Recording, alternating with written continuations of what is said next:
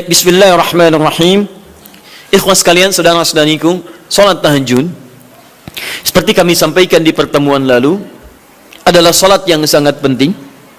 Ingat, kalau di pertemuan lalu kami sampaikan 4 keutamaan tahajud, hari ini saya tambahkan 2 dan 3 yang lain langsung dari Al-Quran. Ya, kemarin saya sampaikan 4 hal. 1, masih ingat Quran surah ke-17 ayat 79 sampai dengan 81 itu. Orang yang rajin tahajud akan mendapatkan 4 keutamaan yang tidak didapatkan oleh orang-orang yang tidak tahajud, sekalipun sholat fardunya begitu khusyuk. Di antum sholat fardu khusyuk, bagus, tapi nggak tahajud, nggak dapat 4 keutamaan itu. Ini sudah saya bahas panjang lebar di pertemuan lalu, saya hanya sebutkan cepat saja. 1, Allah akan mengangkat karir, pekerjaan atau aktivitasnya di tempat yang terbaik. Ya deh, jadi kalau antum misalnya pengusaha atau orang karir di kantor dan sebagainya, itu akan cenderung kemudian ditolong oleh Allah, diangkat ke tempat yang terbaik. Terbaik itu tidak harus puncak yang paling tinggi, direktur, tidak misalnya, tapi tempat yang bisa membuat nyaman hidup Anda, sholat bisa nyaman, bergaul juga nyaman, dan tenang kehidupannya. Mungkin level Anda nggak sampai puncak ya direktur utama, mungkin direktur 1, 2 gitu ya, tapi Anda dijauhkan dari hal-hal yang maksiat, dijauhkan. Sholatnya enak, punya ruangan nyaman dan sebagainya. 2, Allah akan bimbing setiap ahli tahajud. Allah akan bimbing sehingga menjalani awal pekerjaannya dengan begitu mudah. Wa rabbi adkhilni mudkhala sidqin. Ya Allah, tolong bimbing saya supaya mengawali pekerjaan dengan cara yang benar. 3, awas hati-hati. Anda memang posisi tinggi, sekarang dapat proyek. Apakah setiap yang dapat proyek menjalani pekerjaannya dengan benar? Belum tentu.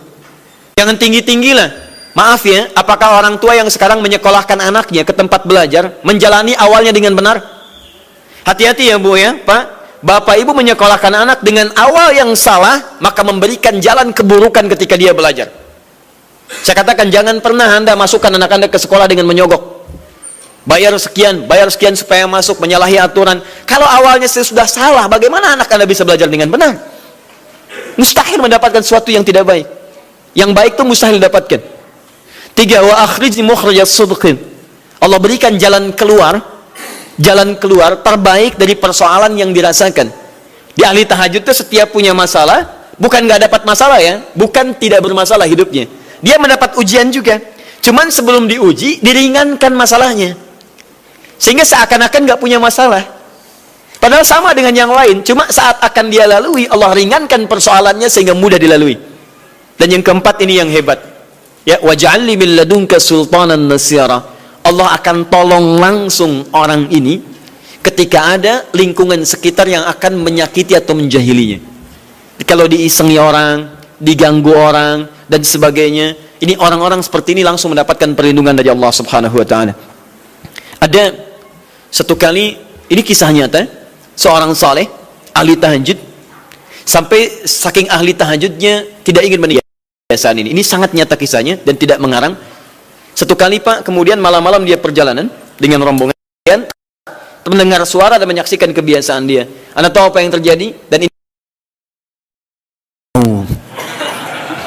apa yang dilakukan? Kabur. Udah gak panjang pikirnya, kabur ya kan? Tapi sekarang lihat apa yang beliau sampaikan. Begitu datang harimau itu, perhatikan ahli tahajud ini, dia ingat dengan janji Allah. Dia ingat dengan janji Allah. Perhatikan baik-baik ya. Kalau Anda sudah punya kebiasaan Qur'ani dalam jiwa Anda, maka ayat itu akan hadir membimbing Anda dalam setiap kesulitan Anda. Apapun itu.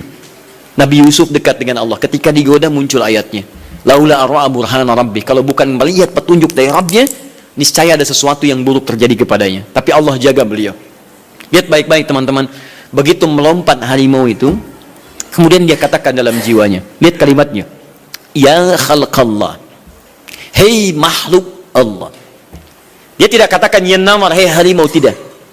Kalau disebutkan harimaunya, menunjuk pada zatnya. Tapi dia lekatkan makhluk ini kepada penciptanya. Hei makhluk Allah. Ya khalqallah, hei makhluk Allah. Jika saya memang rizki yang telah Allah tetapkan untukmu pada saat ini, maka saya ridho untuk engkau makan, silakan, tidak ada masalah. Kalau Allah tetapkan saya sebagai rizki untukmu pada saat ini, silahkan. Tapi kalau saya bukan menjadi rizki yang telah Allah tetapkan untukmu pada saat ini, maka jangan coba-coba ganggu ibadahku hari ini. Lihat kalimatnya, bukan jangan makan aku. Ingat, bukan jangan makan aku. Jangan coba-coba ganggu ibadahku saat ini, atau aku akan mohonkan pada Allah penciptamu untuk menghancurkan engkau saat ini juga. Perhatikan, dia minta jangan ganggu tahajudnya, bukan jangan makan dirinya. Apa yang terjadi ketika dikaitkan dengan ayat perlindungan tentang tahajudnya, maka tiba-tiba harimau ini pergi meninggalkannya, mengaum sekali langsung pergi. Anda bisa bayangkan, bisa nggak malam-malam begitu Anda sholat, tiba-tiba ada nyamuk misalnya, kan banyak tuh. Begitu Anda mulai disengat oleh nyamuk, diambil, Anda katakan, hei nyamuk, kalau ini memang rizki yang telah Allah tetapkan untukmu saat ini, sedot sebanyak-banyaknya, saya ikhlas. Tapi kalau bukan, jangan coba-coba ganggu saya. Atau saya mohonkan kepada Allah pencipta untuk menghancurkan kau saat ini juga.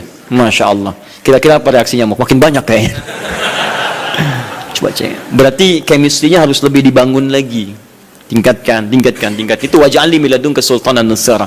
Nah, maka teman-teman sekalian, dari 4 ini, kemudian Nabi menguatkan tentang itu sampai muncul ayat-ayat khusus dari Al-Quran untuk memberikan jaminan-jaminan. Ini tambahannya. Yang kelima, ini yang belum saya sampaikan pertemuan lalu. Kelima, sholat tahajud itu adalah kebiasaan ahli surga saat di dunia. Jadi kalau Anda ingin melihat ahli surga yang hadir di dunia, salah satunya lihat kebiasaan sholat malamnya. Bukan nonton bola. Dan tidak dikalahkan oleh bola. Dia nggak peduli mau Kroasia menang 2-1 lawan Inggris, dia nggak peduli. Ya, mau Prancis menang 1-0 lawan Belgia, dia nggak peduli. Pokoknya terserah, yang penting juaranya Prancis misalnya gitu kan. Tidak. Dia nggak peduli, mau siapapun nggak ada masalah. Dan tidak dikalahkan. Jadi kalau Anda ingin melihat kebiasaan ahli surga saat di dunia, lihat kebiasaan malamnya. Kalau dia bangun dan mengalahkan semua kebiasaan malam ahli dunia, maka itulah ahli surga. Salah satu kebiasaannya. Ya, kalau nanti turunan dari tahajud yang muncul, nanti saya terangkan. Yang berhasil tahajud, ciri-cirinya begini. Jadi jangan dilihat setiap yang malam sholat, itu disebut ahli tahajud. Belum tentu, ada ciri-cirinya. Tapi ciri yang pertama, yang melekat kuat, kelihatan nampak, pertama adalah ciri ahli surga, dia memiliki kecenderungan untuk sering bangun malam. Dalilnya Quran surah ke-51 ayat 15 sampai dengan ayat ke-17-nya. Innal muttaqina fi jannatin wa 'uyun, sungguh di antara orang takwa itu nanti akan ada yang mendapatkan hadiah taman surga. Apa keistimewaannya? Akhidhina ma atahum rabbuhum innahum kanu qabla dzalika muhsinin. Sungguh kebiasaan mereka itu saat di surga, keutamaan surga, taman surga ini, mereka akan langsung mendapatkan semua kenikmatannya dari Allah langsung. Kalau surga lain diberikan lewildanun mukhalladun, pelayan surga. Di kalau antum ikhwan oleh bidadari surga, yang akhwat oleh pangeran-pangeran surga. Ganteng cantiknya nggak usah dibayangkan, tak terlukiskan. Ada hurun in, ada seperti mutiara, ada seperti berlian, oh, indah sekali. Dan kata Nabi, mala ainan ra'at wala udhunun sami'at wala khatara ala qalbi bashar. Ya, nggak pernah dilihat di bumi. Dia mengantarkan bi aqwabi wa abari kawakasin min ma'in, bawa gelas-gelas yang berleburan mutiara, emas dan sebagainya. Nggak seperti ini, nggak ada merek Akhir TV di sana nanti. Ya, semuanya indah. Tapi nggak terbayang. Tapi taman surga tidak. Allah langsung yang berikan tanpa perantara. Kun fayakun. Gak usah dibayangkan. Laisa kamitslihi syai'. Ada seketika. Tapi yang hebat, apa kebiasaan ini? Kata Al-Quran langsung, ini Allah yang mempersaksikan. Innahum kanu qabla dzalika muhsinin. Mereka itu ahli ihsan saat di dunia. Ayat 17-nya, kanu qalila minal laili ma yahja'un. Mereka itu malamnya sedikit tidurnya. Jadi punya kebiasaan bangun malam. Jadi kalau Anda, ini cara memahami ayat itu begini. Cara memahami ayat seperti ini, jangan mencari orang lain. Anda sendiri yang menjadi bagian dari ayat itu. Jadi itu diinformasikan pada kita sebagai tawaran. Kita mau nggak berniaga dengan ayat itu? Mau nggak menjadi bagian dari ahli surga itu? Jadi jangan sibuk mencari kebiasaan orang. Kenapa Anda tidak membiasakan diri jadi bagiannya? Ya. Jadi coba cek dari keluarga. Ada nggak sudah jadi bagian dari ahli surga di keluarga Anda? Sekarang pulang ke rumah, coba lihat dari sekian orang yang ada di rumah berapa yang bangun. Mula-mula cuma 2 orang menikah suami istri belum bangun. Allah kirimkan anak belum bangun. Sudah ada cucu belum bangun. 10 orang di rumah nggak ada yang bangun. Masa satu pun nggak ada yang jadi ahli surga? Ayo coba. Makanya karena saking tingginya ayat ini, Nabi sampai membangunkan istrinya, membangunkan menantunya, membangunkan anaknya Fatimah Az-Zahra, menantunya Ali bin Abi Thalib, dibangunkan oleh beliau, ayo bangun, bangun, bangun. Saking inginnya keluarga Nabi terpancar cahaya surga sejak mulai di dunianya. Teman-teman pulang ke rumah ya, coba lihat tuh, anak-anak yang di pesantren kalau pulang dan sebagainya, malam bangun gak dia? Coba biasakan, bangun, bangun, bangun, dan Anda akan rasakan hal yang sangat berbeda. 2, tadi tambah 1 ya, berarti 5, sekarang yang ke-6. Orang-orang yang rajin bangun malam itu orang-orang yang mendapatkan pujian langsung dari Allah Subhanahu wa taala. Jadi kalau Anda ingin melihat orang yang dipuji Allah, itu lihat orang yang sering bangun malam, tahajud. Di antara dalilnya Quran surah ke-32 ayat ke-16. Tatajafa junubuhum 'anil madaji' yad'una rabbahum khawfan wa tam'a wa mimma razaqnahum yunfiqun. Setelah kita sujud itu ayat sajadah, Allah terangkan. Itu indah sekali kaitannya. Nih, di antara orang sujud ini ada yang lebih hebat lagi. Kalau Anda salat subuh baca misalnya ayat sajadah, sujud, Allah terangkan. Di antara sifat orang yang rajin sujud ini adalah orang-orang yang rajin tahajud. Tatajafa junubuhum 'anil madaji'. Mereka sering menghindari tempat tidur di malam harinya. Maksudnya apa? Rajin tahajudnya. Ada orang-orang yang dipuji oleh Allah Subhanahu wa taala karena kebiasaan malamnya dia menghindarkan diri dari tempat tidur. Maksudnya bukan nggak tidur, rajin bangun malamnya. Rajin bangun malam. Bapak Ibu kurang apa lagi ya? Kalau ada orang dipuji misalnya saat di dunia, presiden memuji seseorang, artinya presiden menyukai dia. Artinya presiden menjamin kemudahan baginya. Kalau ada orang yang dipuji Allah, artinya Allah mencintai dia dan menjamin kemudahan dalam kehidupannya. Maka dekati orang-orang seperti ini. Saya sarankan kalau antum punya teman, ikhwan sekalian, sedang mabit misalnya atau tugas dinas keluar, tiba-tiba tengah malam di hotel dia bangun sholat, itu teman terbaik Anda. Saya katakan pada Anda, tandai orang ini dan dekati dia saat di kantor. Bangun ukhuwah dengannya, persahabatan dengannya. Maka ketika Anda mendekati orang-orang yang dipuji oleh Allah, maka Anda pun akan kedapatan bagian dari pujiannya. Karena mustahil orang yang dijaga oleh Allah mengajak Anda pada maksiat. Itu mustahil. Mustahil. Sama teman-teman yang masih di kampus, kalau malam-malam misalnya di asrama atau pulang, tiba-tiba ada orang-orang yang kelihatan sholat malam, dekati orang ini. Jadilah bagian dari sahabatnya. Dan dengan itu, saya ajak, coba cek pasangan hidup Anda. Jangan-jangan selama ini Anda berdua belum mendapati sesuatu yang terbaik. Kalau ibu ingin suaminya dipuji oleh Allah Subhanahu wa taala, maka bangunkan malamnya supaya dia sholat. Kalau Anda, istri Anda ingin dipuji oleh Allah Subhanahu wa taala, bangunkan malamnya supaya dia sholat. Dan kalau bisa keduanya kompak. Pernah kan saya sampaikan di pertemuan lalu, Nabi menyampaikan, lihat rahimallahu ra'an atau rajulan, Allah merahmati seorang lelaki, kemudian yang bangun di pertengahan malam dia sholat, lantas membangunkan istrinya dan mencipratkan air di wajah istrinya supaya dia bangun menunaikan sholat malam. Seperti Allah merahmati seorang istri yang bangun di malam hari untuk sholat, kemudian dia mencipratkan air di wajah suaminya supaya bangun untuk sholat. Saking tingginya mendapatkan pujian Allah, sampai kata Nabi SAW, ayo bangunkan istrimu sekalipun kau cipratkan air di wajahnya. Tapi mohon izin Bu ya, maksud hadis itu kalau sudah ada komitmen dan rencana bangun di malam harinya. Ingat ya, bukan ibu ngaji sekarang suami nggak hadir, terus dengar itu terus nggak punya rencana. Aduh, saya pengen suami dipuji Allah, masya Allah, malam-malam segayung Pak. Mama kenapa? Hadis Nabi Pak. Oh hadis Nabi. Aduh, siapa yang ngajarin? Nah, itu yang repot. Paham ya? Baik, sudah yang terakhir. Ini menunjuk pada keutamaan tahajud. Kemarin 4, saya tambahkan jadi 3. 1, masih ingat tadi yang pertama apa? Allah Subhanahu wa taala menjamin ia sebagai ahli surga, kebiasaan yang ada di dunia. Yang kedua, Allah memuji orang ini. Dan yang ketiga, tahajud itu kebiasaan orang soleh yang ditekankan oleh Al-Quran dan hadis Nabi SAW. Kebiasaan orang-orang soleh. Jadi kalau yang pertama ahli surga, kedua dipuji Allah, yang ketiga langsung dikuatkan orang-orang soleh. Dan orang-orang soleh itu, mohon izin ya, maaf, orang soleh itu tempatnya saat di surga itu sesurga dengan semua nabi, semua nabi dan rasul. Ayatnya ada di Quran surah keempat An-Nisa ayat 69. Paling kanan di pertengahan. Wa may yuti'illaha wa rasul fa ulaika ma'al ladzina an'ama Allahu 'alaihim minan nabiyyin was-siddiqina wasyuhada was-salihin wa hasuna ulaika rafiqa. Siapa yang mau menaati Allah dan Rasulnya, maka dia bisa sesurga dengan orang-orang yang telah Allah berikan jaminan nikmat surga untuk mereka. Di antara mereka para nabi, awas, para syuhada, siddiqin, orang-orang jujur, wassalihin, orang-orang saleh. Ini syahidnya di ayat ini bahwa orang-orang saleh akan sesurga bersama semua nabi. Saya pernah katakan pada Anda, kalau beberapa nabi saja, maka bahasa Arabnya bukan nabiyin, tapi anbiya. Anbiya. Karena itu ada surah ke-21, surah Al-Anbiya. Di situ dikisahkan beberapa nabi saja.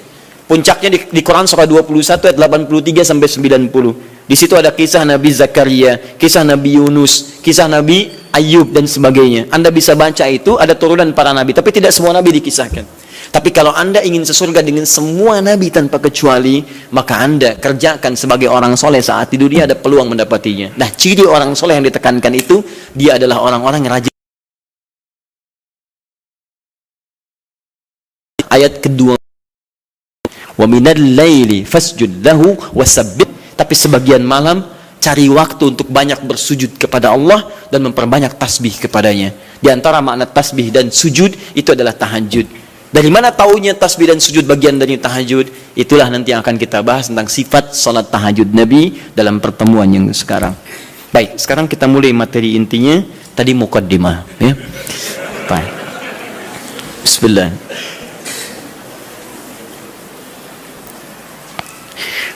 Bismillahirrahmanirrahim. Di pertemuan lalu kita telah bahas tentang jumlah rakaat salat malam. Kemudian di antara rakaat itu kita diberikan pilihan mana yang mau dipilih, silahkan, tidak ada masalah. Mau 11, mau 23, bahkan lebih daripada itu. Sekarang setelah diketahui jumlah rakaatnya, bagaimana cara menunaikannya? Baik. Hadis pertama, Abu Daud, nomor hadis 1369.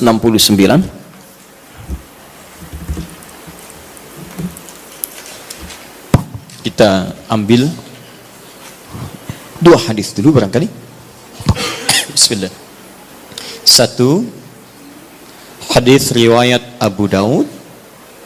Masih ingat ya? Abu Daud nama aslinya Sulaiman dari Sijistan, dikenal dengan Sulaiman As-Sijistani.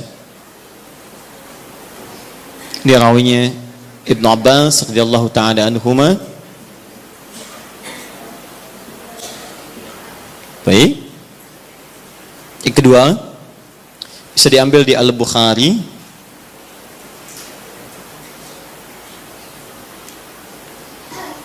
Nomor hadis dari 2008 bisa sampai 2012. Saya kasih jeda ke sini ke 2010-nya. Ini kebiasaan dengan Sayyidah Aisyah, ke sini dengan Sayyidina Umar bin Khattab radhiyallahu taala anhu. Tiga, bisa diambil hadis riwayat Muslim. Nomor hadis 763. Kita ambil tiga dulu karena waktu kita agak terbatas hari ini.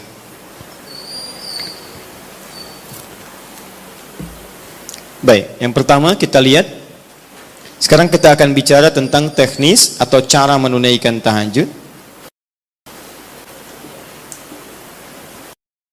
Sifat pertama, apakah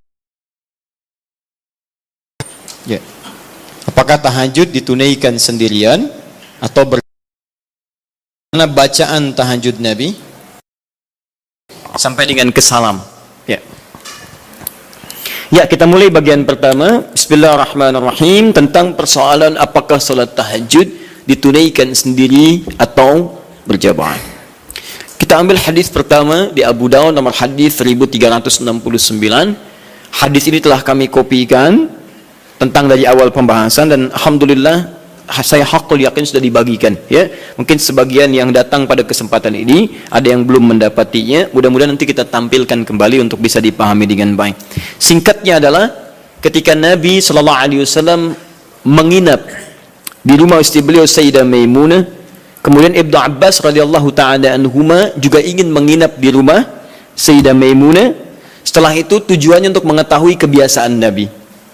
Ini Bapak Ibu, maaf ya, kalau saya harus sampaikan permohonan maaf di awal, kebanyakan orang belajar hadis itu seringkali melewati muqaddimahnya, pengantar hadisnya. Hanya langsung ingin tahu poin-poinnya aja isinya seperti apa. Padahal pengantar hadis itu memberikan inspirasi pada kita membentuk karakteristik seperti orang-orang baik di masa lalu. Jadi saya sarankan kepada Anda, kalau Anda belajar hadis, kemudian ingin Anda bahas, ada dua hal penting di hadis itu. Satu sanad, dua matan. Sanad itu adalah singkatnya silsilah periwayat hadis yang meriwayatkan hadis itu sampai pada kita. Siapa yang meriwayatkan hadisnya? Pelajari kenapa dia bisa meriwayatkan hadis, apa kebiasaannya. Yang kedua matan, matan itu isi hadisnya. Nah sekarang lihat baik-baik ya. Ibnu Abbas ini yang meriwayatkan hadis kita ini, yang sampai kepada kita. Siapa Ibnu Abbas ini? Ini masih kecil anaknya. Ya, anaknya Abbas. Abbas punya dua anak laki-laki, satu Fudail, kedua Abdullah. Abdullah ini ketika dilahirkan, suasananya lahir tumbuh di akhir-akhir kehidupan Nabi SAW. Jadi masih kecil. Masih kecil. Nabi meninggal dunia wafat, usianya masih 13-14 tahun. Tapi ingat betul, Abdullah kecil ini diinvestasikan oleh orang tuanya untuk belajar pengetahuan dari Nabi SAW. Di Abbas ini visinya dalam, beliau itu pengusaha Pak. Pengusaha, sebelum masuk Islam itu ahli riba, rentenir pada saat itu. Bahkan riba yang dibebaskan pertama kali, ayat riba yang turun untuk membebaskan ribanya Abbas. Dibebaskan, begitu keluar dari jerat-jerat yang buruk itu, usahanya meningkat jadi kaya. Tapi hebatnya, status kekayaannya tidak melunturkan visi hidupnya untuk mendekatkan anaknya dekat dengan Nabi SAW. Jadi tidak menghalangi Anda boleh jadi direktur apapun silahkan. Direktur A, direktur B, pengusaha A, pengusaha B, nggak jadi masalah. Tapi masa iya sih dari sekian anak Anda nggak ada yang hafal Quran? Anda harus punya cita-cita. Ini saya bekerja di sini, saya belum hafal Quran, tapi anak saya, dia mesti hafal.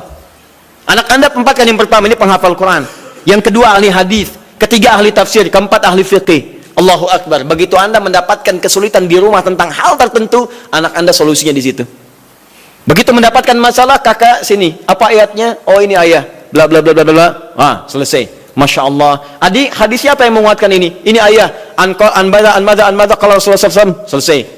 Apa hukum fikihnya? Ini ayat. Masya Allah. Apa turunan tafsirnya? Ini abi. Masya Allah. Sudah. Ustadz nggak laku. Nggak lengkap di rumah.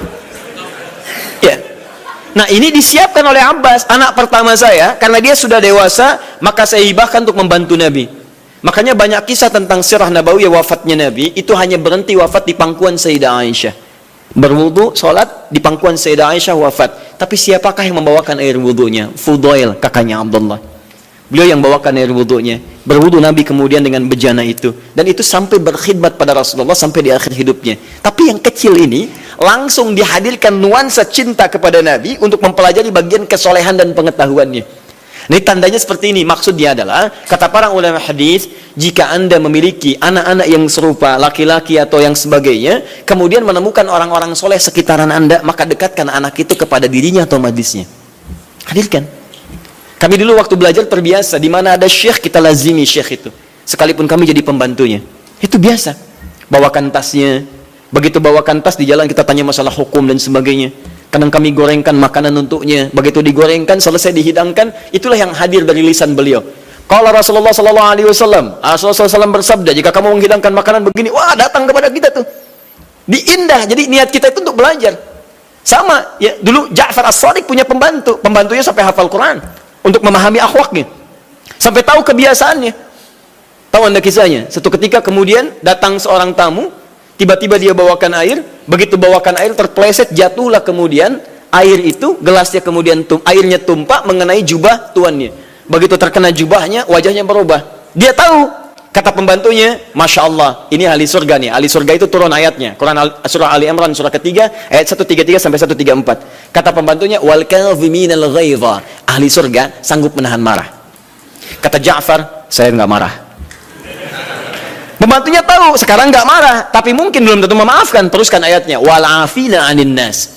Dan Allah menyukai orang-orang memberikan maaf pada orang lain. Kata Ja'far, saya maafkan. Yang hebat yang ketiga, beliau tahu Ja'far punya kebiasaan untuk sedekah. 2000 dinar selalu ada dalam kantungnya. Kata pembantunya, Allahu yuhibbul muhsinin. Dan Allah senang pada orang-orang yang berbuat baik. Kata Ja'far, dikeluarkan 2000 dinar, saya berikan sekarang, kamu bebas, gak usah jadi pembantu saya lagi. Masya Allah. Luar biasa. Dan itu kisah-kisah itu banyak teman-teman. Anda bisa gali kisah-kisah yang bisa menguatkan iman kita. Jangan cuma cari bacaan-bacaan nggak jelas tuh, ngapain? Main tik-tok, nggak ada kerjaan. Itu apa gitu? Saya aja bingung, ada orang sampai ngerjain ini, saya nggak tahu itu apa gitu ya. Cuma lihat di berita kok, kenapa gitu? Dan nggak ada faedahnya, kenapa sih?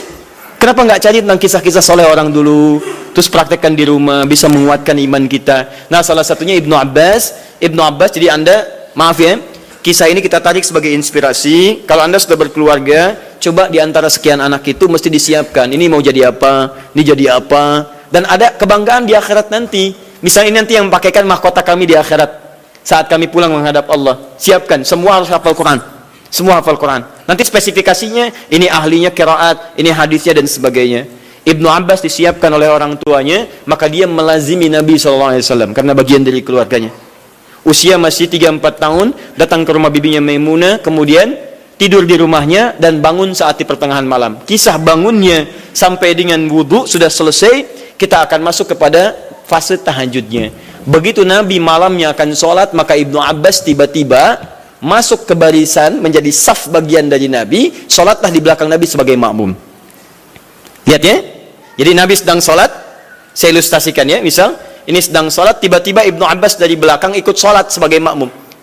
Lantas ditarik oleh Nabi, disejajarkan oleh Nabi SAW dengan posisi beliau sejajar. Tadinya di belakang begini, ditarik jadi sejajar begini. Paham? Disejajarkan seperti ini.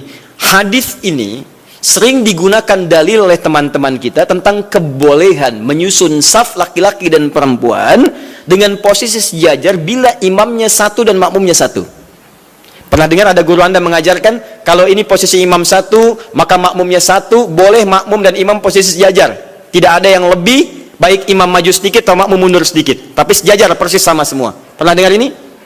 Nah, hadisnya hadis ini yang digunakan dalilnya. Apa Nabi mengajarkan tahajud? Saya mau tanya pada Anda, kalau Nabi imam, Ibnu Abbas makmum, ada dua orang, sholatnya sholat tahajud malam dilakukan, kemudian satu imam satu makmum, itu jamaah bukan? Jamaah, karena syarat sholat berjamaah minimal terdiri dari dua orang, satu imam, yang satu lagi makmum. Maka kita sepakati dulu yang pertama. Yang pertama kita sepakati, dalam hadis ini ada petunjuk atau isyarat kebolehan menunaikan tahajud dengan berjamaah. Satu, bolehnya tahajud berjamaah. Nah. Awas, di sini ulama sepakat ya, awas hati-hati. Tidak ada yang tidak sepakat. Jadi kalau Anda yang tidak sepakat, Anda sendiri yang salah. Ya? Nabi mengerjakan, sahabat mengiyakan, ulama sepakat. Anda Nabi bukan, sahabat bukan, ulama juga belum. Anda tidak sepakat, Anda siapa? Ya, baik. Cuma nanti perbedaannya, kapan kebolehan ini bisa berlaku. Hanya bedanya di situ saja nanti. Kalau jamaahnya sepakat boleh, tapi kapan dibolehkannya? Dalam suasana apa? Apakah dalam setiap waktu boleh berjamaah, atau dalam keadaan tertentu berjamaah? Paham ya? Tapi saya ingin katakan bahwa ada kasus Nabi pernah sholat malam, kemudian ada makmum di belakang, dan dibenarkan oleh Nabi. Kalaulah tahajud berjamaah itu dilarang, Nabi akan katakan, ngapain ikut sini, sebelah sana aja. Ya, misal, atau ini jangan berjamaah, ini tidak benar, yang bagus sendiri-sendiri aja. Ya, atau ngapain ikut bid'ah? Ya, tidak ya.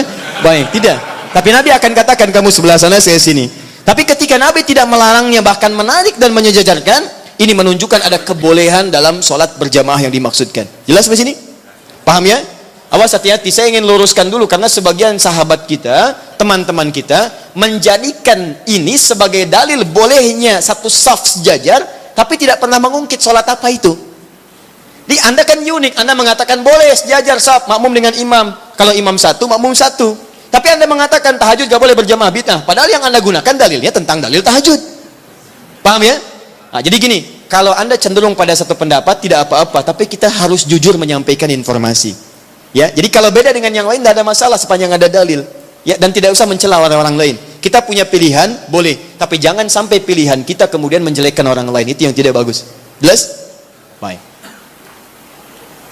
Jadi celaan tinggalkan, ibadah kerjakan. Itu yang dimaksud, ambil baiknya, tinggalkan buruknya. Dan tidak usah rame gitu kan? Nah, sini. Satu. Dalil kedua. Bismillah. Sayyidah Aisyah radhiyallahu taala anha, diriwayatkan di Al-Bukhari dari nomor hadis 2008 sampai ke 2010-nya. 2012 untuk sahabat Umar bin Khattab radhiyallahu taala anhu. Ja'a ashabu Rasulillah sallallahu alaihi wasallam. Datang beberapa orang sahabat Nabi sallallahu alaihi wasallam. Fahum Abdullah bin Mas'ud radhiyallahu taala anhu, Hudzaifah al-Yamani radhiyallahu taala anhu, wa Ubay bin Ka'ab radhiyallahu taala anhu. Baik, datang beberapa sahabat Nabi sallallahu alaihi wasallam, di antara mereka adalah sahabat Abdullah bin Mas'ud, kemudian Hudzaifah al-Yamani, kemudian Ubay bin Ka'ab radhiyallahu taala anhum jami'an. Fasa'alu Sayyidata Aisyah radhiyallahu taala anha. Mereka bertanya kepada Sayyidah Aisyah, semoga Allah meridai kepada beliau, an sifati salatin Nabi sallallahu alaihi wasallam, tentang sifat salat malamnya Nabi sallallahu alaihi wasallam. Faqalat, maka beliau menyampaikan, riwayatnya cukup panjang, ya. Maka yazidu fi Ramadan wala fi ghairihi ada 11 rakaat. Ya, sepanjang tinggal di rumah saya, sepanjang bersama saya, perhatikan cara menerjemahkannya. Sepanjang bersama saya perhatikan baik di Ramadan atau di luar Ramadan, beliau tidak pernah lebih dari 11 rakaat. Ya, jadi 11 rakaat di Ramadan, di luar Ramadan 11 rakaat. Tapi tolong catat baik-baik ya, cara menerjemahkannya sepanjang bersama saya. Sedangkan Nabi, istrinya tidak hanya Sayyidah Aisyah. Tadi saya katakan ada Sayyidah Maimunah, ada Sayyidah Zainab dan sebagainya. Dan di tempat lain Nabi pernah 13 rakaat. Seperti saya sampaikan di tempatnya Sayyidah Maimunah, Nabi 13 rakaat. Ada bahkan yang kurang dari itu, ada yang lebih daripada itu. Tapi di rumah Sayyidah Aisyah 11 rakaat. Dan ini telah tuntas di pertemuan lalu. Perhatikan, yusalli arba'an, kemudian beliau salat 4 rakaat. Thumma yusalli arba'an, kemudian 4 rakaat. Thumma yusalli thalathan. Beliau salat 4 rakaat dan 3 rakaat. 4, 3. 4 tambah 4, 8 tambah 3, 11. Ini seperti kesimpulan di pertemuan lalu, boleh kita menunaikan salat malam dengan 11 rakaat, formulasinya 4, 4, 3. Kalau Anda ingin 2, 2, 2, 2 ujungnya 1, boleh. Hadisnya sudah saya sampaikan. Bahkan masih tertulis di Abu Dawud nomor hadis 1369. Jadi kalau 11 boleh gunakan 2, 2, 2 ujungnya 1, atau kalau witirnya 3 kemudian 8 tambah 3, atau 4, 4, 3, selesai. Tapi pembahasan kita bukan di situ. Teruskan hadisnya. La tas'al an husnihinna wa talihinna. Tapi jangan ditanyakan bagaimana panjang dan bagus bacaannya. Jangan ditanya. Maka setelah peristiwa itu, beberapa malam kemudian mereka mengikuti Nabi SAW, sholat di belakang Nabi SAW dalam kesempatan sholat malamnya. Dimulai dari Hudzaifah, dimulai dari kemudian Abdullah bin Mas'ud dan yang lainnya. Yang paling menarik, bahkan tersebut nanti di Al-Bukhari, bahkan di hadis Muslim, teman-teman sekalian, indah. Kata Hudzaifah, termasuk Abdullah bin Mas'ud, tidak ada sholat seindah sholat di belakang Nabi SAW. Tidak ada sholat seindah sholat di belakang Nabi SAW. Ini yang mereka kisahkan sholat malam. Kata Abdullah bin Mas'ud, Rasulullah SAW kemudian membaca 100 ayat Al-Baqarah pertama. Saya duga akan selesai, ternyata beliau lanjutkan. Yang paling menarik, lihat. Ketika beliau membaca ayat tasbih, maka beliau berhenti bertasbih terlebih dahulu. Ketika membaca ayat doa, maka beliau berhenti berdoa terlebih dahulu. Ketika kemudian sampai pada ayat-ayat perlindungan itu tentang berlindung dari neraka, dari azab dan sebagainya, maka beliau berhenti untuk berlindung kepada Allah dari semua keburukan itu dulu. Anda bisa bayangkan, nanti ketika masuk ke bacaan saya terangkan tentang makna ini. Tapi poinnya adalah, saya mau tanya pertama kali, 3 orang sahabat ini salat di belakang Nabi dalam kesempatan salat fardu atau salat sunnah? Sunnah. Salat sunnahnya siang atau malam? Malam. Malamnya tahajud atau bukan? Artinya, boleh kemudian dalil ini bahkan tersebut di kitab yang sangat sahih, hadisnya sahih, menunjukkan kebolehan menunaikan salat tahajud secara berjamaah. Paham? Baik. Ini dalil yang kedua. Ini dalil yang kedua. Tapi bagaimana pemahaman ulama dalam menafsirkan kebolehan ini? Karena jangan tafsirkan oleh kita sendiri, rujuk para ulama. Ibnu Majah nomor hadis 233. Innal ulama warathatul anbiya. Sungguh para ulama itu pewaris para nabi. Wa innal anbiya la yurithuna dirhaman wala dinaran, walakinnahum yurithuna al-ilma. Sedangkan para nabi tidak pernah mewariskan dinar dan dirham, mereka mewariskan pengetahuan. Artinya, kalau ada ilmu yang pernah disampaikan oleh nabi, maka kita harus merujuk pada pemahaman ulama. Bagaimana mereka menafsirkannya? Paham ya? Awas, dan ulama itu luar biasa. Mereka belajar puluhan tahun. Imam Al-Bukhari itu menulis Sahih Al-Bukhari 16 tahun. Sebagian di Mekah disempurnakan di Madinah. Lalu Anda menyimpulkan dalam 16 jam. Mustahil, ya? Nah, ini dalil-dalil tadi menunjukkan kebolehan sholat berjamaah. Lantas bagaimana memahami tentang kisah-kisah tadi dalam kebolehan yang dimaksudkan? Maka ulama terbagi pada 2 pendapat utama dari sini. Dan ini yang boleh kemudian kita amalkan dalam kehidupan. Satu,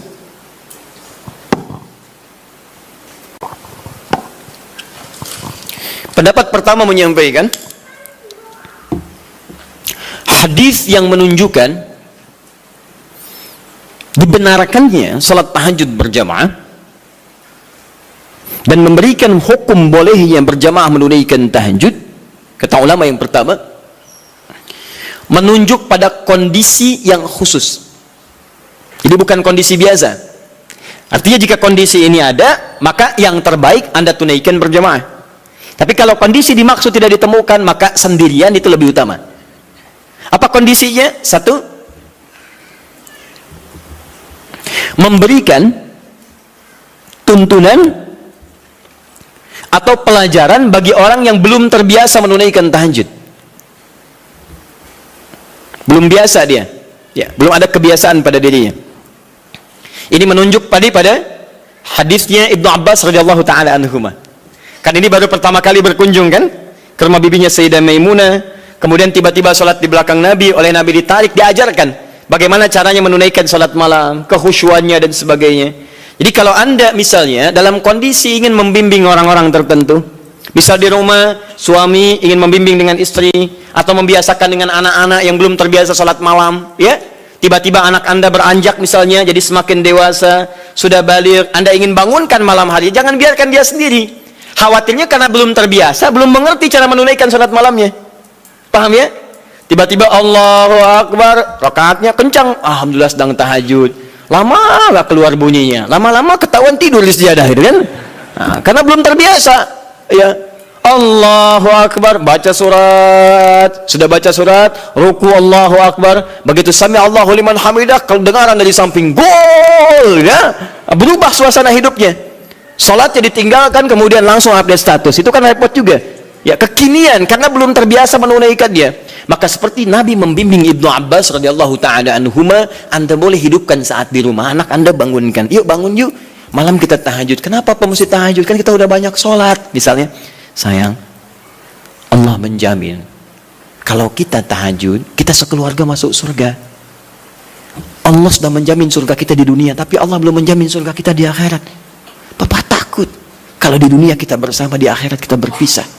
Alhamdulillah, tidak ada yang bisa menyatukan kita kecuali amal soleh kita. Yuk bangun, tolong papa mama supaya memudahkan hisab saat di akhirat. Bangun. Kenapa Pak mesti bangun? Kan capek. Sayang, justru ketika kamu sholat sekarang, hidup kita besok akan dimudahkan oleh Allah. Allah sudah berjanji, kalau kita bangun malam ini, maka pekerjaan kamu besok akan mudah, sekolah kamu akan mudah, pelajaran kamu akan mudah, dan seterusnya. Maka teman-teman cari aura-aura positif untuk menghidupkan itu. Bangun malam, itu indah.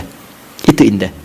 Guru di sekolah punya program misalnya, ya, ada mabit, ada macam-macam, malamnya dibangunkan, boleh, silakan cari imam bagus, kemudian hadirkan suasana malam, sholat itu boleh, sah, nggak ada masalah. Taib. Dua, bukan dua yang bawahnya ya, dua yang masih poin satu. Jadi 1A tadi, jika ada suasana ingin membimbing kalangan tertentu atau orang-orang tertentu yang belum terbiasa menunaikan sholat malam. Dua, sudah? Dalam rangka melatih atau menghadirkan kekhusyuan, dalam rangka melatih atau menghadirkan kekhusyuan,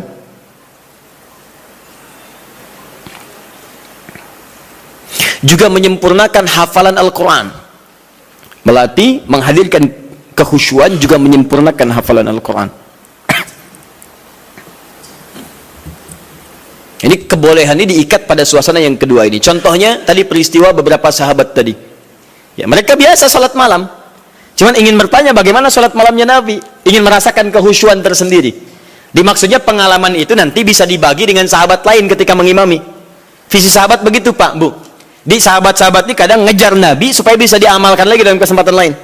Misal Mu'adz bin Jabal itu ngejar Nabi bagaimana sifat salat fardunya. Begitu mendapati kebiasaan Nabi, Masya Allah, begitu Mu'adz salat di belakang Nabi, Allahu Akbar, salat isya'nya teman-teman sekalian, itu sampai Al-Baqarah 100 ayat, baru kemudian selesai salam. Begitu mendapatkan pengalaman itu, Mu'adz kemudian pergi ke tempat beliau, jadi imam. Saat jadi imam, beliau imami persis sama dengan cara mengimami Nabi. Isya'nya Al-Baqarah, rakaat pertama 100 ayat, Rakaat kedua 100 ayat yang lainnya. Jadi selesai kemudian salat Isya 200 ayat paling minimal. Kadang-kadang selesaikan Al-Baqarah. Begitu lihat makmum ke belakang mulai berkurang. Kata Muaz, munafik nih orang-orang nggak mau salat dengan saya. Karena tanda orang munafik salah satunya adalah malas menunaikan salat Isya dan salat subuh. Keberatan para sahabat yang disebut munafik oleh Muaz. Kami tidak munafik, diadukan pada Nabi. Begitu diadukan, Muaz dipanggil. Muaz, kenapa? Ya Rasulullah, saya imami mereka salat malam, salat Isya. Mereka tiba-tiba menghilang. Ada yang lemas, ada yang tidak ikut. Mereka munafik. Bukan kata Anda munafik orang-orang malas salat Isya? Lalu ditanya oleh Nabi, kenapa kalian tidak ikut salat dengan Muaz? Ya Rasulullah, bukan kami nggak ikut, cuman kepanjangan. Kami udah kerja begini capek, diimamin begini, kami juga capek kan ya? Nah, itu zaman Nabi sudah ada. Sudah ada sebagian seperti itu. Maka kata Rasulullah, kenapa Muaz kamu terlampau panjang? Kata Muaz, ya Rasulullah, saya akan ikut Anda. Anda ngimami saya begini, saya praktekkan. Tapi Nabi perhatikan, lebih pintar, karena Allah berikan bimbingan. Ya Muaz, perhatikan baik-baik. Saya baca panjang karena makmum saya itu kamu. Tapi kamu baca panjang, makmum kamu mereka. Tidak sama. Kalimat itu yang di copy paste oleh sahabat Ali bin Abi Thalib ketika kemudian disoal oleh masyarakatnya pada saat itu. Kata rakyatnya, Ali, kenapa pemerintahan kamu banyak masalah? Pemerintahan pada masa Utsman tidak begini. Umar lebih bagus daripada ini. Abu Bakar lebih bagus lagi. Pemerintahan kamu banyak masalah. Kata Ali, waktu Abu Bakar, Umar, Utsman, rakyatnya saya. Tapi waktu saya, rakyatnya kalian. Itu masalahnya. Paham ya? Baik. Nah, yang tiga sahabat tadi, Abdullah bin Mas'ud radhiyallahu taala anhu, kemudian Ubay bin Ka'ab dan Hudzaifah al-Yamani, itu mencoba merasakan kehusyuan salat di belakang Nabi supaya aura khusyuk itu bisa dipraktekkan sekalipun sedang salat sendirian. Berapa lama sih salat Nabi itu? Berapa panjang? Penasaran kok disebutkan panjang aja. Jangan tanya panjangnya. Saya pengen ikut. Berapa lama sih? Seperti apa bacaannya? Itulah yang kemudian mereka dapatkan dan diabadikan oleh Imam An-Nawawi. Antum beli kitab At-Tibyan. Saya ada beberapa yang bahasa Arab, seingat saya yang di terbitan Darul Kutub Al-Islamiyah warna merah marun, itu halaman 37, paling kanan sebelah atas, paragraf pertama dari 1 sampai 3. Itu teman-teman sekalian, kata Imam An-Nawawi, sepeninggal Nabi, semua sahabat Nabi yang profesi apapun, maaf ya, yang pedagang, yang pengusaha, yang birokrat, yang diplomat, itu tidak pernah meninggalkan kebiasaan sholat malam dan kebiasaan mereka sampai khatam Al-Quran. Sholat malamnya. Uthman bin Affan, Tamim Ad-Dari, Abdurrahman bin Auf dan sebagainya. Mereka orang-orang kaya, orang sukses, kaya. Abdurrahman bin Auf kapaknya terbuat dari emas, hartanya banyak, tapi tidak menghentikan kerinduannya untuk menunaikan tahajud. Antum sekaya apa dibandingkan beliau? Dan berapa kali dikalahkan oleh rasa kantuk dan yang lainnya? Orang kaya sekarang belum tentu ada yang kapaknya terbuat dari emas. Tanyakan Bill Gates, orang paling kaya sekarang, istrinya Melinda Gates. Tanyakan, punya kapak nggak? Belum tentu punya. Minyak angin aja nggak punya, cap kapak gitu. Jadi itu ya. Jadi kalau Anda ingin merasakan misalnya kehusyuan, kenikmatan sholat, Anda boleh malam datang, misalnya ada imam yang bagus, bacaannya indah, sehingga beberapa bagian tertentu terces lagi, ya enak, dapat imam bagus. Seperti saat Ramadan Anda mencari imam yang bagus, itu boleh. Ada kebiasaan-kebiasaan di teman-teman, terutama Masya Allah, anak-anak pesantren Hidayatullah itu.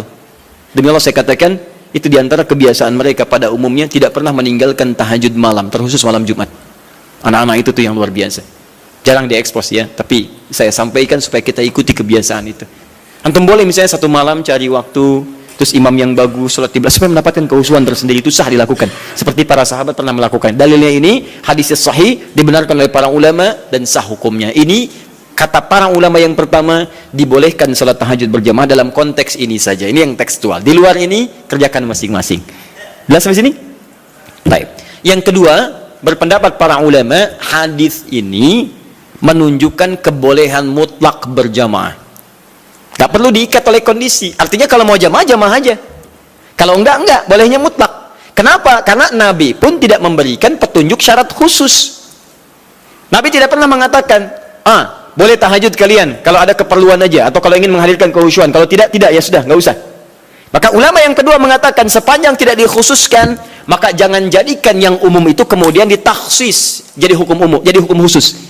Di yang kedua mengatakan dari sini tahajud boleh mutlak berjamaah. Artinya kalau ingin jamaah, jamaah. Kalau tidak, nggak apa-apa. Paham sampai sini? Jadi kalau yang pertama mengikat dengan dua kondisi tadi, kalau tidak ada itu nggak usah berjamaah. Kemudian yang kedua mengatakan ingin sendirian boleh, ingin berjamaah boleh, dan bolehnya boleh mutlak. Artinya kalau ingin silahkan, tidak silahkan. Suami istri bangun malam, pengen tahajud berjamaah, boleh, silahkan. Pengen masing-masing, tidak ada masalah. Jelas sampai sini? Tidak harus menunggu dua kondisi ini. Kalau ingin bangun bersama-sama, bangun, sholat berjamaah, sah hukumnya. Paham? Dan dua hal ini tidak ada pertentangan. Masing-masing menghormati satu dengan yang lainnya, hanya menunjukkan beberapa perbedaan saja dari sudut pandang pemahaman kepada dalil. Tapi dua-duanya sepakat bahwa tahajud boleh ditunaikan secara berjamaah. Paham? Baik. Kalau sendirian boleh? Tidak ada perbedaan pendapat di situ. Jadi jangan Anda katakan, bolehkah sholat tahajud sendirian? Terdapat perbedaan pendapat ulama di situ. Anda yang beda di situ. Paham ya? Baik, satu, selesai masalah kita. Ustadz cenderung yang mana? Dua-duanya hampir sama. Apa yang mau didebatkan? Dua-duanya hampir sama. Toh mustahil orang-orang berjamaah kalau nggak ada dua keperluan itu. Silakan cek. Pada umumnya ketika berjamaah kan dua itu. Kalau imma tidak memberikan contoh cara tahajud yang benar, yang kedua ingin mendapatkan kekhusyuan dalam sholat. Hampir tidak ada yang lainnya. Silahkan cek, hampir tidak ada yang lain. Karena itu saya kira ini sedikit bersamaan, hanya beda dalam ungkapan saja. Baik ya? Baik. At-tasmiyah la yughayyirul musamma. Beda nama kadang-kadang tidak menunjukkan perbedaan dari objek yang dibicarakan. Apa bedanya gedang dengan pisang? Sama, beda. Kalau bahasa Indonesia gedang itu, bahasa Sunda pepaya, dengan pisang itu cau. Baik ya. Nah, tapi kalau di Jawa disebut gedang itu pisang. Bendanya sama, menunjuk pada benda yang sama, hanya ungkapan yang berbeda. Baik, masalah kedua. Ini terakhir. Apa bacaan yang biasa dibaca oleh Nabi dalam tahajudnya? Terutama surat apa yang beliau biasakan baca? Baik, saya mau mulai dulu. Kalau Al-Fatihah tidak akan saya bahas. Untuk iftitah, pembuka ringan, ada 12 doa iftitah. Iftitah atau istiftah? Iftitah. Baik, satu iftitah, dua istiftah. Satu atau dua yang benar? Yang satu angkat tangan. Yang dua? Anda maunya apa sebetulnya? Satu tidak, dua tidak. Baiklah. Alhamdulillah, hari ini spesial. Tulis sendiri, ngapus sendiri, terangkan sendiri, milih sendiri. Tayyib. Ke atas saja ini. Satu iftitah. Dua istiftah. Ini istiftah. Satu atau dua? Satu yang ini ya. Baik, yang ini benar tidak? Tayyib. Kalau tidak tahu katakan Allahu a'lam. Baik. Dua-duanya benar tulisannya.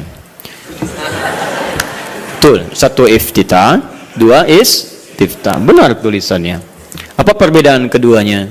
Satu iftitah itu lebih sedikit hurufnya dan lebih pendek bacaannya dibanding istiftah. Tidak percaya baca. Iftitah satu, dua istiftah. Lebih banyak mana hurufnya, satu atau dua? Dua. Panjang mana? Sekarang kita pakai menggunakan ilmu bahasanya, ilmu lughah.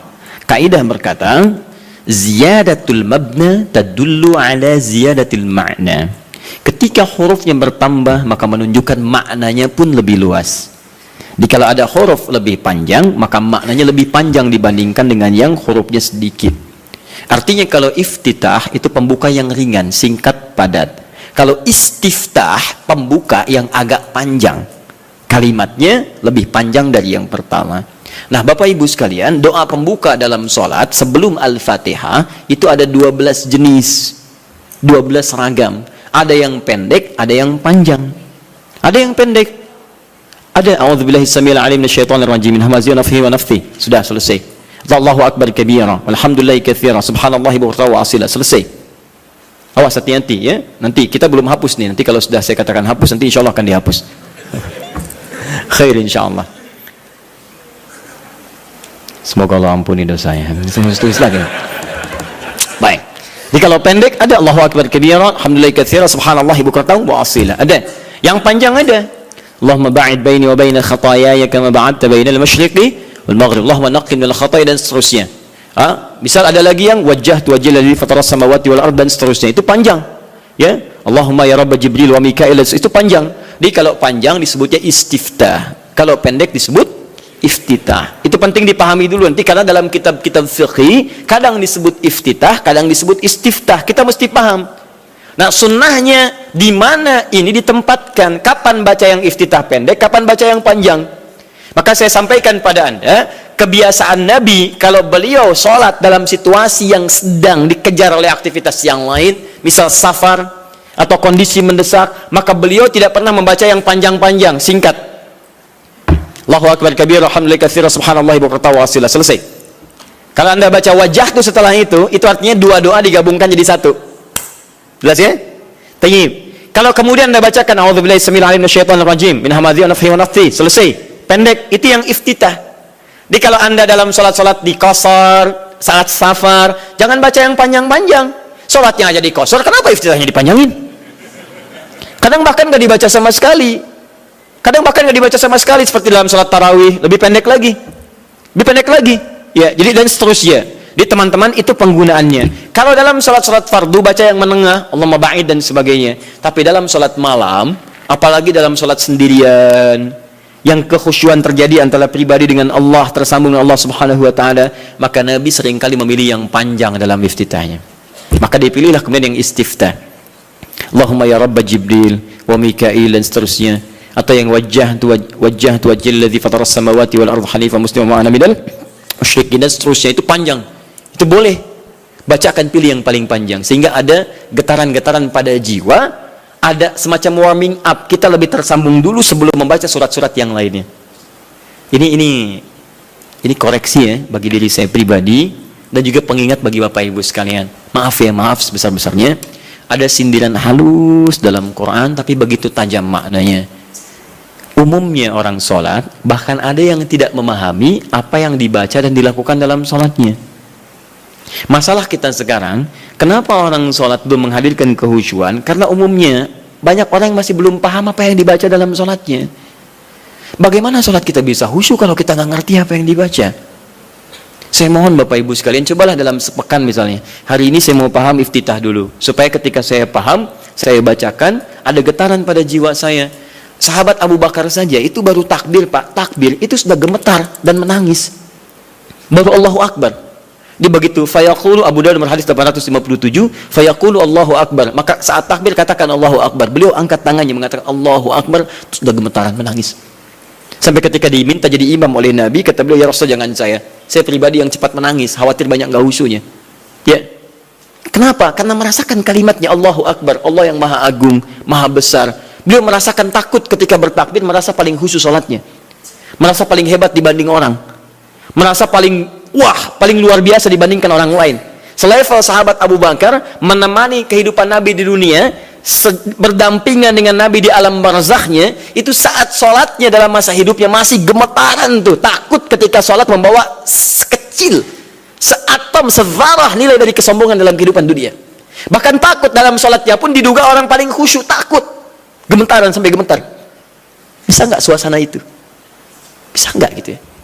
Bisa Ustaz, subuh-subuh di puncak, bahkan sebelum takbir sudah gemetar ya? Bukan itu yang diharapkan, beda. Baik.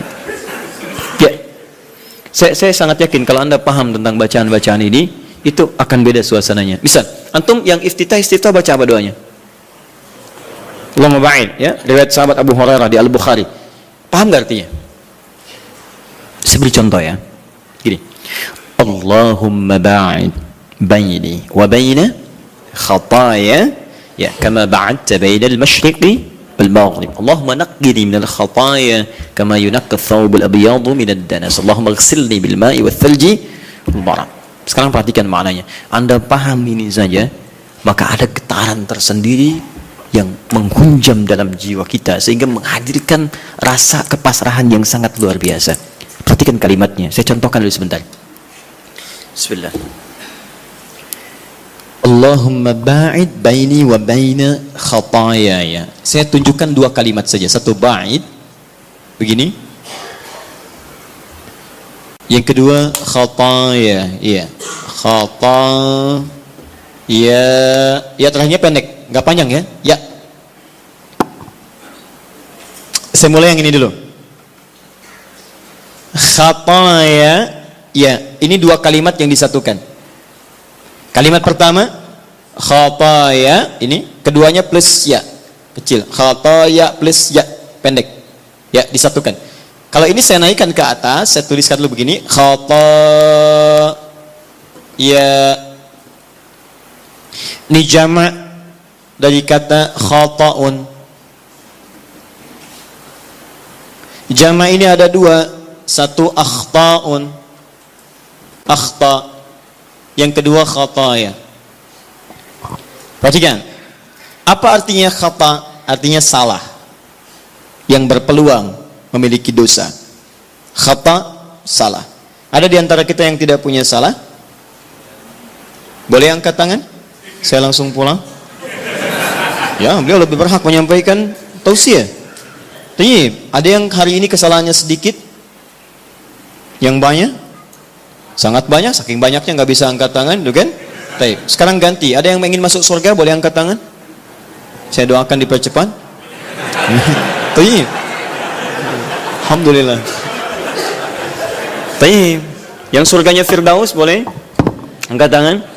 Baik, ini info aja ya, info. Nabi Adam berbuat kesalahan sedikit sekali, sedikit. Nyicipin buah khuldi, keluar dari surga. Antum ngaku salah banyak, pengen masuk. Maka kita harus punya amalan lebih daripada apa yang pernah kita lakukan dari kesalahan. Khata ini salah, sekali salah. Kalau kesalahannya banyak, saya ilustrasikan begini. Kalau ingin mengukur kesalahan, jangan jauh-jauh dulu, tubuh kita dulu. Ini mata nih, mata. Hari ini aja, berapa kali salahnya? Salah lihat. Sudah ada istri, dilihat istri orang. Ibu juga begitu, udah ada suami, dia suami orang. Kenapa suami saya nggak seperti Ustadz ya?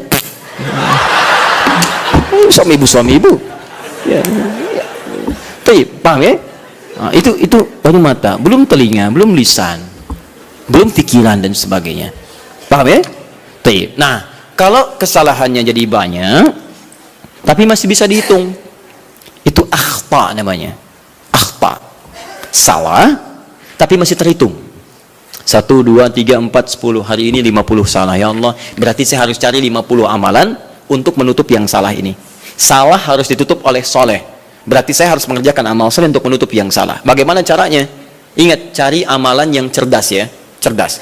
Yang amalan ringan tapi pahalanya banyak. Kalau kesalahan itu kan satu kali salah dihitung 1 kan? Tapi kalau amalan kebaikan 1 dihitung berapa?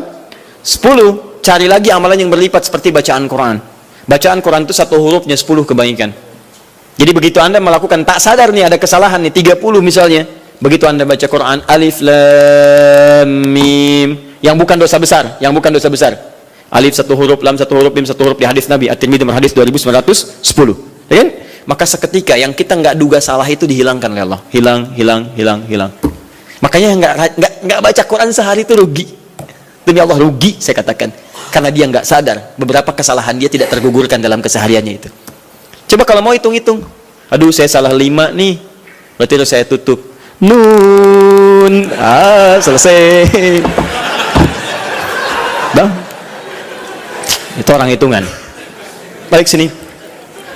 Tapi kalau Anda merasa seperti tadi, aduh nggak terhitung nih, banyak kesalahannya, nggak bisa keukur, maka rubah jamaknya menjadi jamaknya yang kathrah, khataya.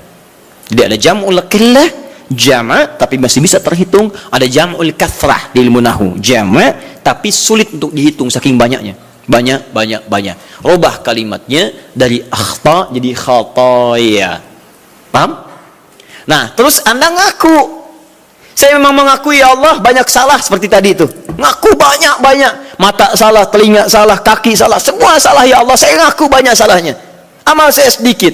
Kalau Anda mengakui kesalahannya, tambahkan ya kecil di ujung kalimat khatayanya.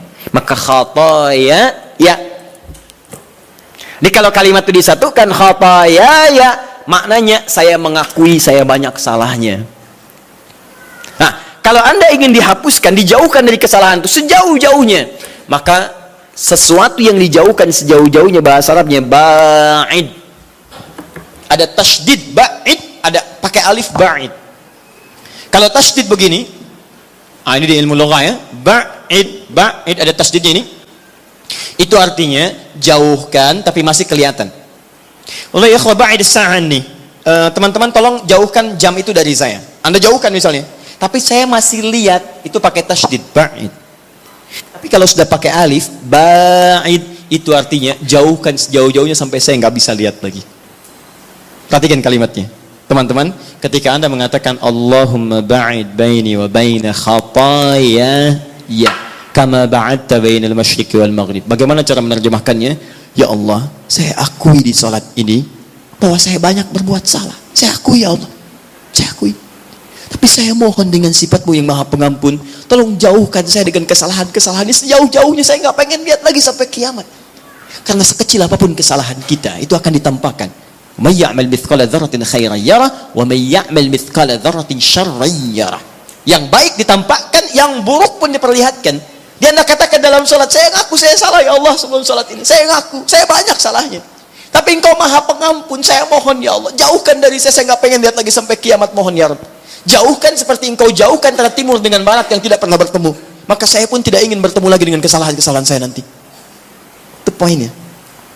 Makanya kalau Anda kaitkan lagi dengan tips salat khusyuk dalam Quran, kan di Quran itu, di Quran surah kedua ayat 45 sampai 46, orang khusyuk itu merasa bahasa singkatnya saat akan salat mungkin itu salat terakhir bagi dia. Wa annahum ilaihi raji'un. Ya, dan mungkin saat itu dia akan kembali kepada Rabbnya. Makanya kata para ulama, kalau Anda ingin salatnya khusyuk, mungkin bayangkan saat itu saat salat terakhir Anda mungkin diwafatkan dalam keadaan sujud. Nah, itu paling indah. Kita tidak menduga kapan dan dalam suasana apa kita meninggal.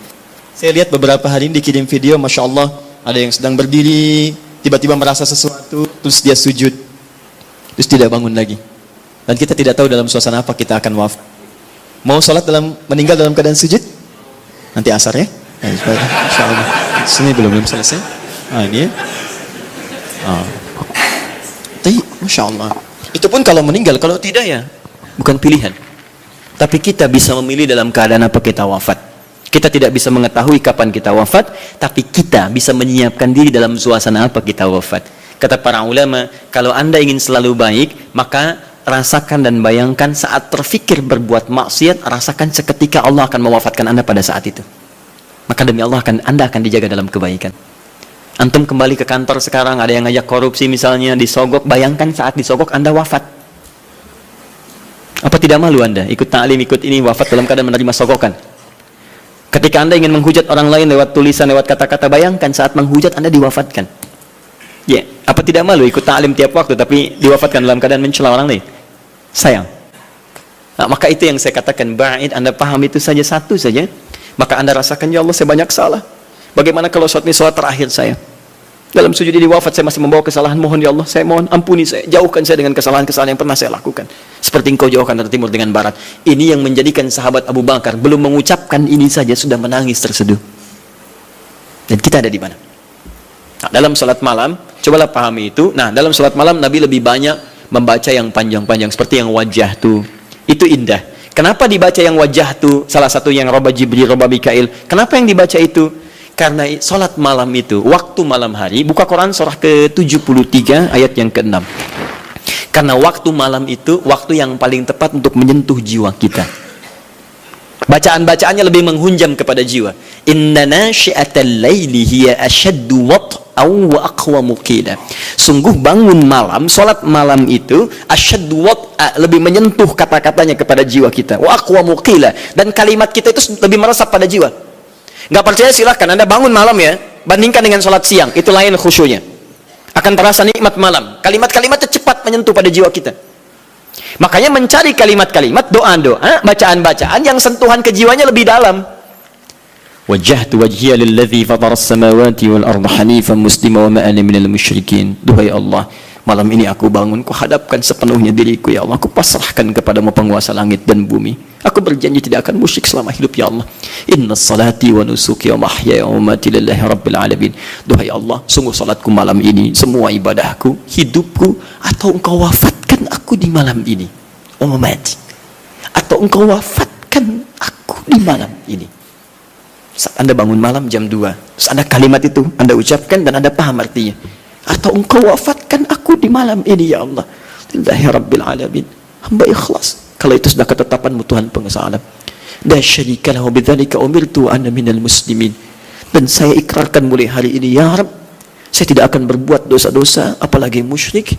Dan seperti itu saya diperintahkan, saya komitmen mengerjakan hamba yang terbaik, wa ana minal muslimin. Dan kalau saya diberikan kesempatan untuk hidup esok hari atau sekarang saya wafat, saya berjanji akan jadi orang Islam yang lebih baik lagi. Saya akan makin patuh.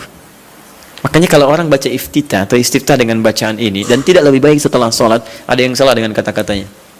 Tapi itu indah saat dibacakan di malam hari. Cobalah malam bangun, hadirkan suasana itu, baca dengan baik, dan itu nyaman ke jiwa kita. Ya, kita lebih butuh kalimat-kalimat itu untuk menyentuh jiwa dibanding kesibukan. Sekarang malam itu dibuat seperti siang. Padahal kata Quran, wa ja'alna al-laila libasa wa ja'alna an-nahara ma'asya. Malam itu kami desain kata Allah untuk istirahat, siang untuk aktivitas. Sekarang orang dipaksa beraktivitas di malam hari. Ya, maaf ya, yang Piala Dunia itu mereka masih siang, kita yang nontonnya malam. Kita yang malam, mereka siang. Jadi kalau teman-teman Anda bisa memutar kembali apa yang Anda bisa lihat siang harinya, kenapa Anda korbankan waktu malam Anda? Karena setiap metabolisme tubuh kita itu ketika diporsir untuk beraktivitas, dia akan menuntut gantinya. Malam istirahat, Anda 7 jam, Anda pakai 2 jam aktivitas, besoknya dia nuntut 2 jam untuk istirahat. Supaya ada kebiasaan perputaran bagian dari tubuh kitanya. Karena itu coba kita pahami ya, orang-orang di luar itu desainnya luar biasa. Kita dipaksa untuk mengerjakan sesuatu yang mereka nggak lakukan. Kayak rokok misalnya. Ya, pengusaha rokok, pembuat rokok di luar, mereka nggak merokok, dikirim ke kita. Itu yang repot gitu kan.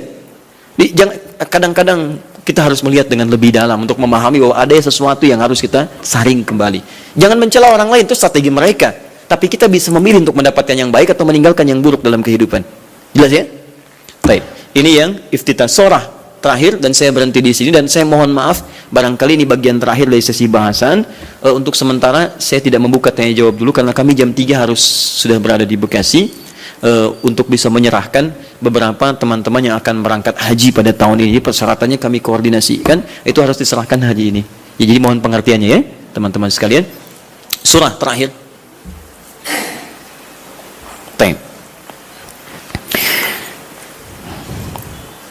Surat apa yang dibaca oleh Nabi?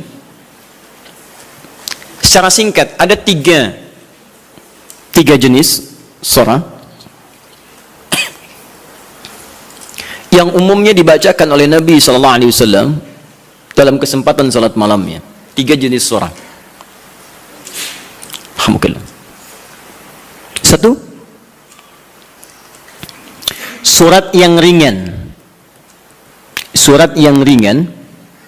Saya tidak katakan pendek ya, tapi ringan, ingat baik-baik. Surat yang ringan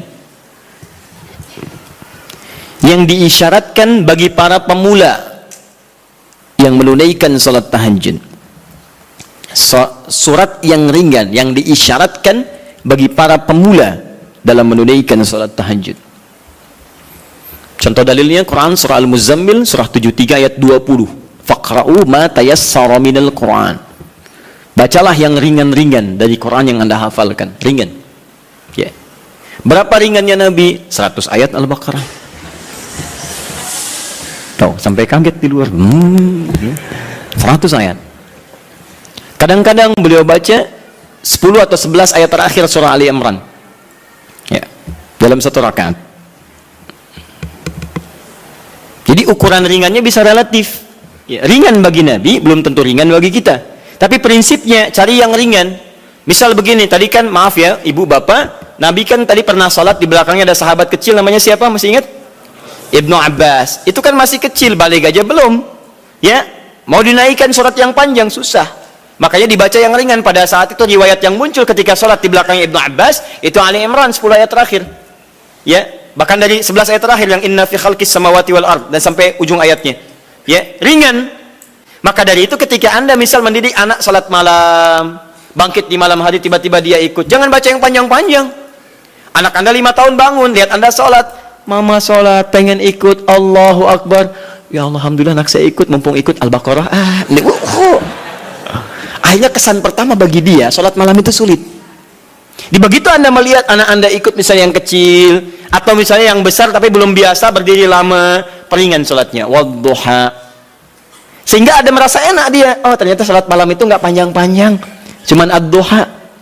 Besoknya alam nashrah, lebih pendek lagi. Besoknya al-falaq, Masya Allah naik lagi. Tadinya ikut 2 rakaat, besoknya 4 rakaat, 6 rakaat. Begitu 11 rakaat, stabil mulai. Al-Baqarah, Ali Imran, An-Nisa. Kalau dia akan bertanya, mah bosan kok ad-duha terus, cari yang lain dong. Anda naikkan Al-Baqarah ya, nggak apa-apa. Bismillah, naik. Dan itu indah. Itu indah, paham ya? 2. Sudah? Sorak-sorak yang tersusun dalam Al-Quran, sorak-sorak yang tersusun dalam Al-Quran secara tertib dengan tujuan mengulang yang dihafal atau memperbanyak yang dibaca. Dengan tujuan mengulang yang dihafal atau memperbanyak yang dibaca. Kalau yang tadi yang ringan-ringan, sekarang justru terbalik, panjang. Jadi panjangnya ini diurutkan. Jadi kalau ada yang sudah hafal Quran, maaf ya, sudah hafal, maka jangan tinggalkan tahajud. Ciri penghafal Quran itu nggak meninggalkan tahajud. Nah, dalam tahajudnya dia mendesain salatnya itu untuk mengulang hafalan. Itu yang dikerjakan para sahabat.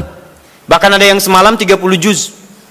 Ada yang semalam misalnya 1 juz dulu. Saya target 30 malam, misal 30 juz, tiap malam 1 juz. Boleh.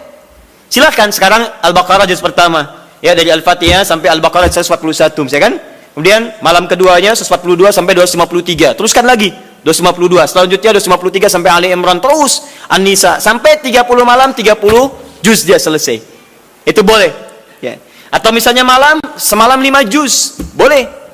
Karena itu dia. Jadi kalau Anda sudah terbiasa menghafal Quran, sehari bisa 5 juz, Bu, Pak.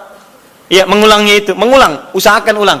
Jadi subuh 1 juz, zuhur 1 juz, asar 1 juz, maghrib 1 juz, isya 1 juz. Kalau tidak mau capek dibagi 2, setengah juz sebelum subuh, setengah juz setelah subuh. Terus sehari 5 juz, mulai hari Sabtu, hari Ahad 10 juz, Senin 15 juz, Selasa 20 juz, Rabu 25 juz, Kamis 30 juz, Jumat berdoa kepada Allah. Khusus berdoa, tidak mengulang. Jumat itu doa minta, ya Allah, Engkau minta salat, saya salat. Engkau minta menghafal, saya menghafal. Engkau minta mengulang, saya mengulang. Engkau minta berdoa, sekarang saya bermohon kepadamu, ya Rabb. Kalau saya sudah salat, saya sudah berinfak, sudah menghafal Quran, belum Engkau kabulkan juga, maka mohon tunjukkan pada saya dengan cara apa lagi saya mesti bermohon kepadamu. Maka doa penghafal Quran ketika dia bisa khatamkan dalam 6 hari itu, Jumatnya mubarakah untuk dia. Itu yang disebut oleh orang Arab Jum'ah mubarakah, Jum'ah mubarakah. Semoga Allah turunkan keberkahan. Nanti yang Anda hafalkan sampai Isya itu diulang, malamnya pakai dalam tahajud. 5 juz dibagi misalnya 10 rakaat, ya, 1 juznya 1 rakaatnya setengah juz. Rakaat terakhir witir misalnya, ya, atau silahkan bagi ke 23 rakaat atau yang lainnya. Intinya adalah silahkan ulang-ulang hafalan atau sengaja untuk memperbanyak bacaan di malam hari. Anda hafal Al-Baqarah, pengen dipakai tahajud, boleh. Ya, Al-Baqarah 286 ayat bagi 11 misalnya rakaat, silahkan, sah. Untuk memperbanyak dan mengulang bacaan. Paham? 3. Ini jenis yang terakhir, dan ini yang sangat jarang dilakukan. Padahal Nabi itu banyak disebutkan dalam riwayat, sering mencontohkan ini. Memilih surah-surah yang sesuai dengan keperluan Anda, kebutuhan Anda. Memilih surah-surah yang sesuai dengan kebutuhan Anda, keperluan Anda. Tadi saya katakan di awal, semua surah Al-Quran itu adalah didesain sebagai pedoman hidup kita. Jadi semua masalah kita solusinya ada di situ. Saya pernah bacakan di awal jumpa kita banyak ayat di Quran tentang hidup kita.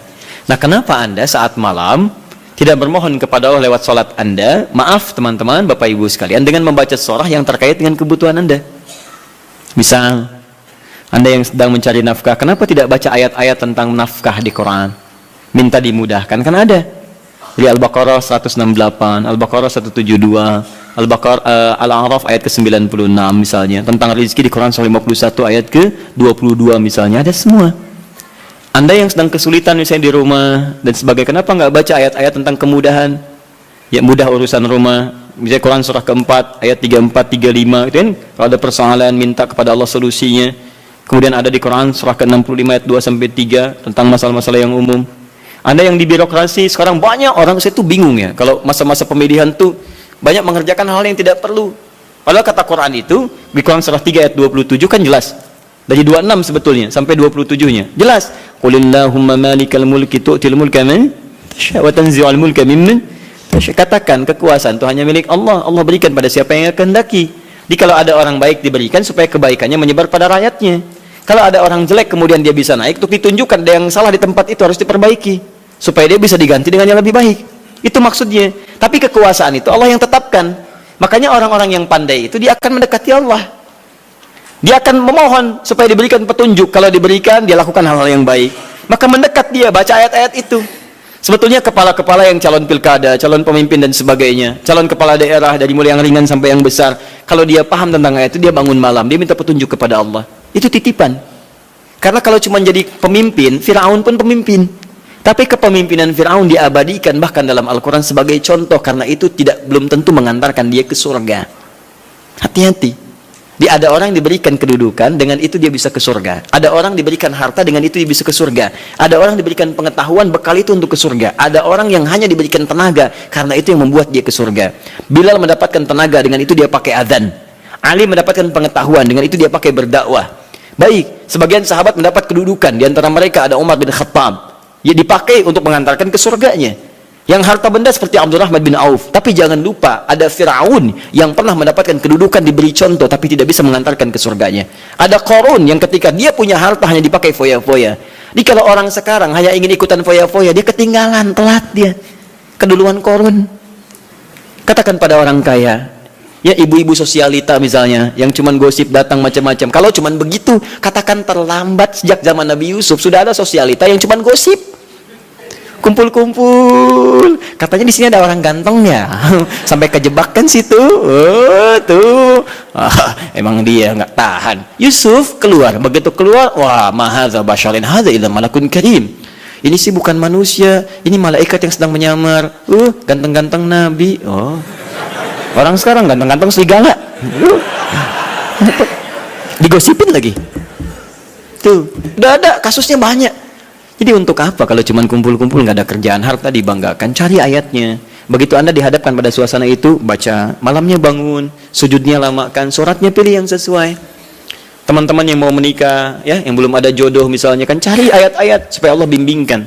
Ya, calon-calon yang bagus. Kalau laki-laki pasti perempuan calonnya. Cari ayat perempuan-perempuan yang baik, atau sebaliknya. Ada Quran 51 ayat 49, gitu kan? Ada Quran surah 49 ayat ke-13, gitu kan? Ada kalau mendekat ke pernikahan, Quran surah 30 ayat 21. Anda ingin samara, tapi ayatnya nggak pernah dikaji. Ya, walaupun istri Anda calonnya namanya Samara, tapi kalau nggak pernah dibaca ayatnya, mustahil baca. Quran surah 31 ayat 30 ayat 21 baca. Yang belum nikah, ya. Orang bilang jomblo, nggak apa-apa. Anda jomblo fisabilillah, ya. Berusaha untuk mendapat yang terbaik. Jomblo dibagi 3, jomblo fisabilillah, jomblo syariah, dan jomblo sengketa. Ya. Nanti kita bahas lain waktu lah bagi yang belum menikah. Baik. Jomblo sengketa itu pilihannya banyak tapi belum bisa menentukan, ya, sehingga jadi persoalan. Kenapa jadi ke situ? Jadi itu intinya, ya. Itu intinya. Cari, kalau belum bisa, cari indeks-indeks ayat-ayat Quran, di indeks-indeksnya apa, pelajari itu, dan contohnya banyak di hadis-hadis Nabi sallallahu alaihi wasallam atau amalan-amalan para sahabat. Bahkan Nabi Zakaria ketika salat di mihrabnya Maryam itu, apa yang beliau baca dalam salatnya? Beliau memohon supaya diberikan karunia keturunan. Qala rabbi habli min ladunka dzurriyyatan thayyibah innaka sami'ud du'a. Quran surah 3 ayat 38 sampai 39. Apa yang terjadi? Begitu dibacakan itu, turun jawaban dari malaikat, kamu akan punya keturunan. Dijawab langsung. Ya Anda ini bagaimana keperluannya pengen proyeknya lancar, yang dibaca minal jannati wan nas. Qul a'udzu birabbin nas, qul a'udzu birabbin nas. Ya susah dikabulkan, proyek banyak gangguan, jin lagi yang datang, kan? Sudah ya? Cukup dulu ya? Sekira cukup dulu untuk hari ini pembuka.